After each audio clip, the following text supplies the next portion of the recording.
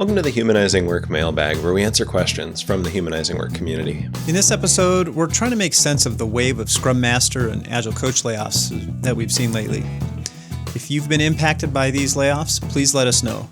We work with lots of companies and we'll keep an eye out for opportunities. We also want to thank those of you that responded to our request to hear from our listeners.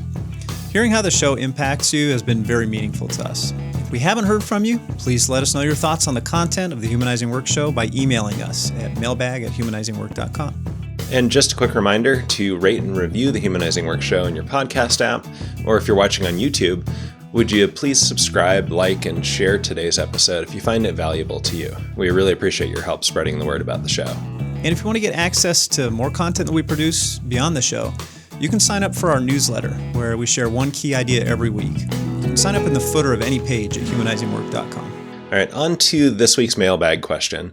Longtime client Nicole asks, what are your thoughts on all these ScrumMaster and Agile Coach layoffs? Many companies seem to be eliminating these roles altogether. What do you make of it? Well, first off, we feel bad for those who've been laid off. Thinking that you have a good job and suddenly losing it is hard. We know many people who've been caught up in this who are really doing good work. If you're hiring for one of these roles, please let us know. We can probably refer some solid candidates from among our clients. And like I said, if you've been directly impacted by one of these layoffs, please let us know, and we'll keep our eye out for those opportunities. While the immediate stress of looking for work is brutal, we all know, we also know that great people often find new and interesting opportunities they never would have considered in times like this. It's true. In fact, the original iteration of Humanizing Work started in 2008, precisely because my company at the time decided this Agile Coach role was no longer going to be necessary. Our consulting clients don't need this. My role went away, so I went independent. And ironically, my first gig as an independent was coaching a different part of that same organization. So you never know what's going to happen. In this episode, though, we want to zoom out from particular layoffs and reflect on what this trend of layoffs for Scrum Masters and coaches might mean more broadly. Yeah, one way to look at this is what it might mean for the Agile movement in general. I could see interpreting this as another bit of evidence that Agile, kind of as a brand, is declining. It happens to all management trends. We can think of, previous ones like Six Sigma and Lean, total quality management movement, all of those things. This happens over time.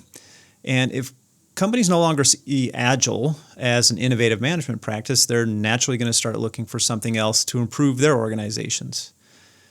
It probably doesn't help that there are many large companies that have gone through multiple kind of well-publicized rounds of what they call, quote, Agile transformations, which were anything but transformative.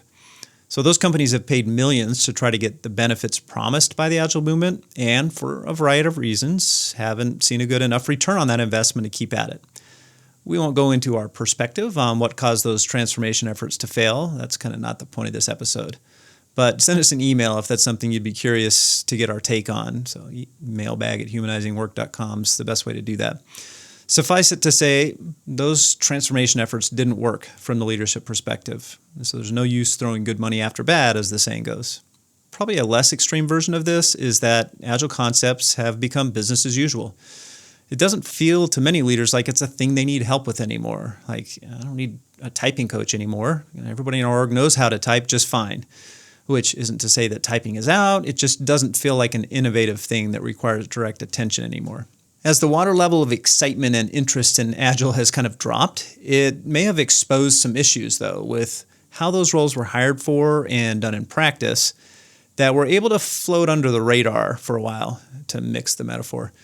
Fixing those issues is probably more work than moving on to the next thing, given the brand perception around Agile. Even if the general feelings about Agile remain positive in an organization, Scrum Masters and Agile Coaches are admittedly among the easiest to lay off, since they're not directly doing the work, so they don't obviously seem valuable. And there are probably lots of examples of people in those roles not adding real value, either due to lack of skill or organizational challenges, which just exacerbates that ease of laying them off. There's a reinforcing loop there. They don't seem like important roles, so they don't get skill development or influence, and that causes them to seem even less like important roles. It's actually similar to the manager role.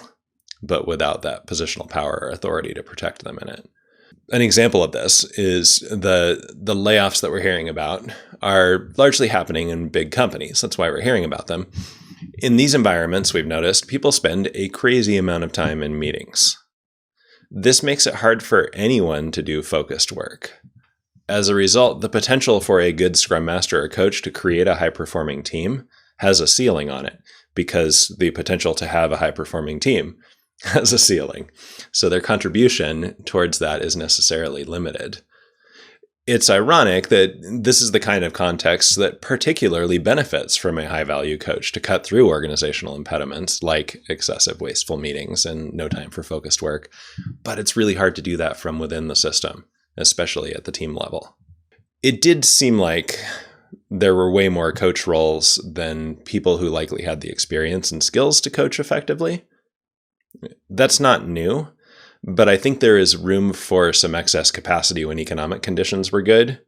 And now that times are tough, that's more visible. I vividly remember Agile 2010, the big Agile conference in 2010, as the first time a plurality of people at an Agile conference were introducing themselves as coaches rather than some kind of practitioner. You'd be sitting at the breakfast table and ask what people do, and it was like, coach, coach, coach, coach. Most of the people at that time had maybe one experience as a practitioner and limited training or practice in any kind of coaching.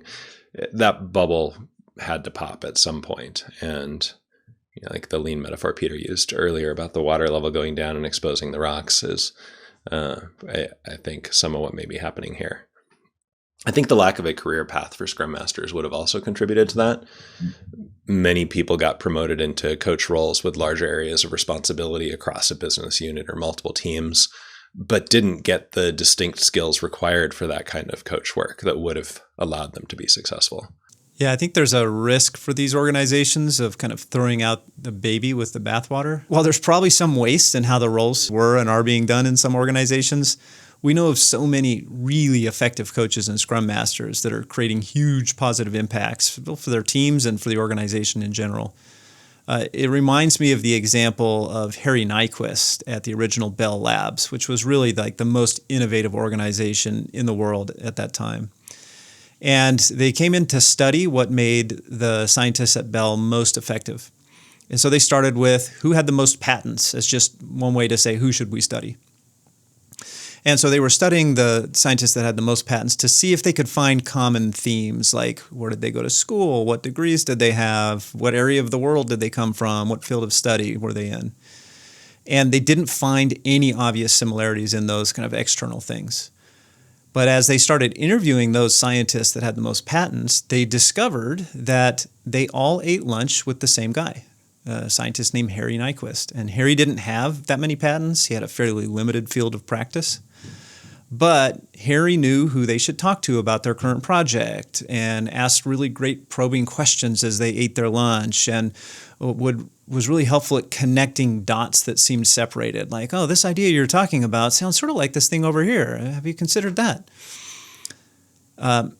Based on kind of traditional measures of output, laying off Harry Nyquist during an economic downturn would have seemed like a good move. He was not the most patent-heavy scientist at Bell. But it also would have, in hindsight, set Bell Labs back by a few decades.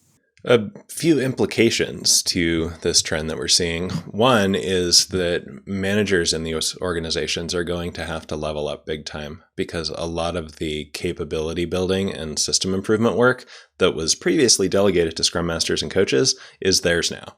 If you don't have that role, it still needs to happen. And now it's yours if you're a manager. We talk about this in our 3 jobs of management model, which we'll link to in the show notes, previous episode about that. And a lot of the focus areas in there ended up delegated to Scrum Masters and coaches, but now they're not. Organizations that can figure out how to use coaches effectively are going to get a competitive advantage. Coaching, as we've said, doesn't represent capacity on its own, but coaching, whether internal or external, is leverage. It's a multiplier. And if you have that leverage and your competitors don't, that's a big advantage. You can get more results out of the same investment. I expect some smart organizations to do some combination of keeping their effective coaches, hiring the best coaches who are now on the job market, and engaging external coaches for the unique contribution they can make from outside the system. That's our take on it. We're curious about yours. Share in the comments how you're making sense of this trend. Let us know if you're impacted by it or if you're looking to hire, and we can try and connect some folks there. And please like and share the episode if you found it useful, and keep the questions coming. We enjoy digging into the tough topics, so please send them our way. Thanks for tuning in.